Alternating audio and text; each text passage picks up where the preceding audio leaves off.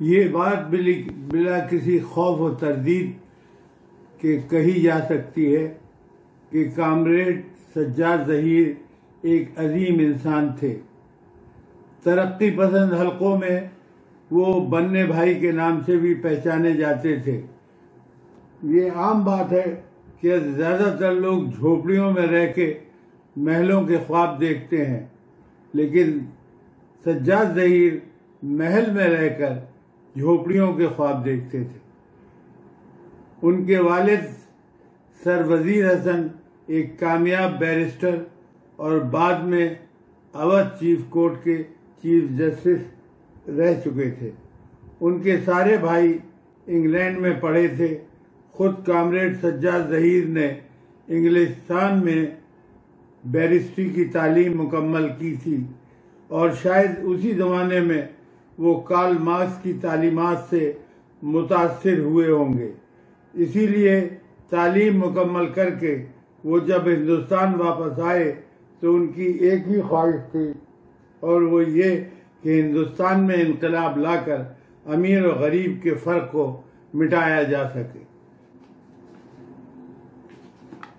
वो इस कदर सादा तबीयत के मालिक थे कि उनसे बात करके ये एहसास ही नहीं होता था कि वो ऑक्सफोर्ड के ग्रेजुएट और लंदन के बारएटला हैं। उनका सिर्फ एक ही नज़्ब-उल-ऐन था कि हिंदुस्तान में तरक्की पसंद क़ुव्वतों को यकजा किया जाए और मुल्क में ऐसा माशरती और समाजी इनकलाब लाया जाए कि जिसमें गरीब और नादार इज्जत से रह सके और आसूदा ज़िंदगी गुजार सके। वो इन आदर्शों के हुसूल के लिए अपना तन मन धन लगाने के लिए हमावक्त तैयार रहते। इसीलिए जब कम्युनिस्ट पार्टी इंडिया ने ये फैसला किया कि वो पाकिस्तान जाकर कम्युनिस्ट पार्टी की तंजीम करे, तो वो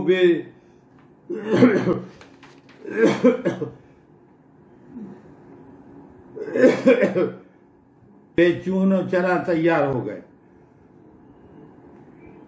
पाकिस्तान आकर उनको जिन मुसीबतों और तकालीफ का सामना करना पड़ा, उनको बयान करने के लिए किताबें लिखी जा सकती हैं।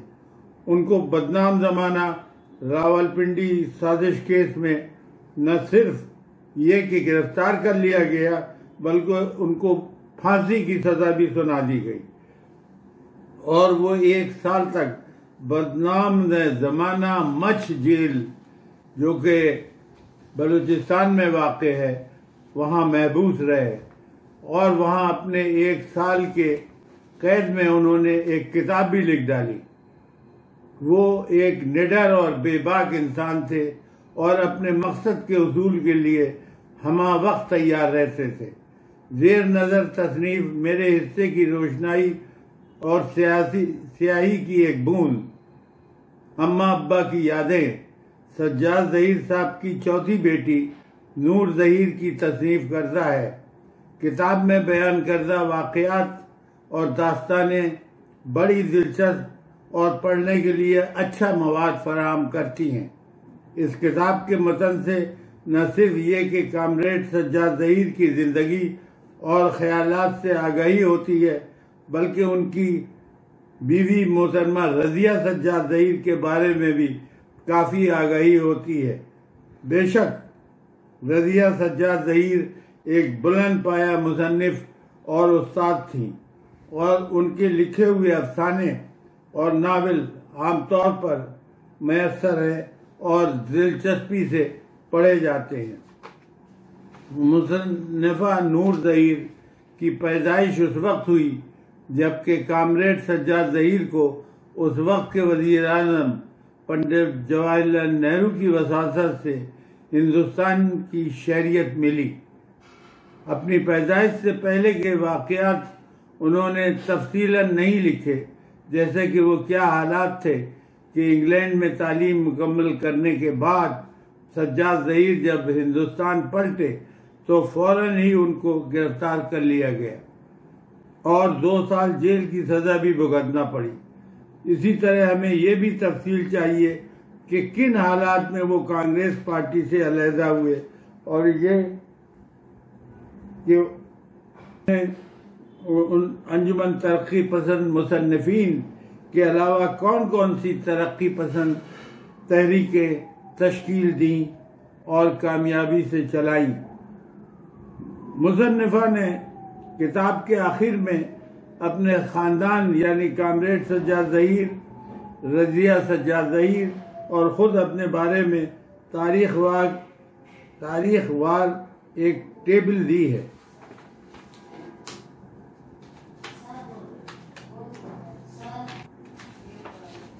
मुसन्निफा रज़िया और सज्जाद ज़हीर की चौथी और सबसे छोटी बेटी हैं।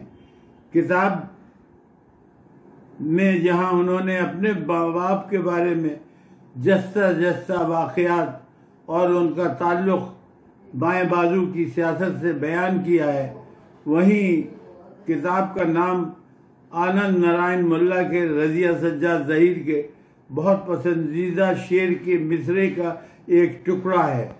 खूने शहीद से भी है किस्मत में कुछ सवा, फनकार के कलम की स्याही की एक बूंद। मैं फिर पढ़ता हूँ। खूने शहीद से भी है कीमत में कुछ सवा, फनकार के कलम की स्याही की एक बूंद। उन्होंने सच लिखा है कि इस किताब की भी मेरे हिस्से की रोशनाई जैसी है, कोई सिलसिला नहीं है। इसी सिलसिले की अदम दस्तयाबी कारी को बेचैन कर देती है। कभी लखनऊ और कभी दिल्ली का जिक्र बगैर किसी पस मंज़र के कारी को उलझन में डाल देता है, और फिर अपने ख़ानदान का सैर हासिल जिक्र न करना यानी अपनी तीनों बड़ी बहनों के बारे में बयान नज़ारत। मुसन्निफा ने किताब में नागर जी का बहुत तफसील से जिक्र किया है।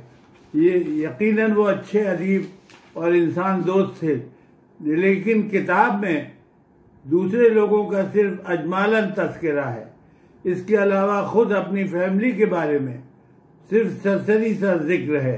अपनी बहनों की शादी का भी मुख्तसर सा जिक्र है, और कारी मजीद कुछ जानने के लिए बेचैन हो जाता है। किताब कोई सवाने हयात नहीं है, बल्कि एक बच्ची के अपने अजीम वालिदैन के बारे में कुछ दिलचस्प और हकीकत पर मबनी वाक़यात और ख़यालात का इजहार है।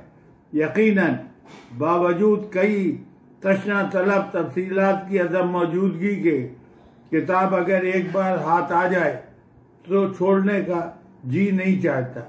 मैं नूर ज़हीर साहिबा को मुबारकबाद देना चाहूँगा, और मेरी दुआ है कि वो आइंदा भी अपने अजीम वालिदैन के बारे में लिखे।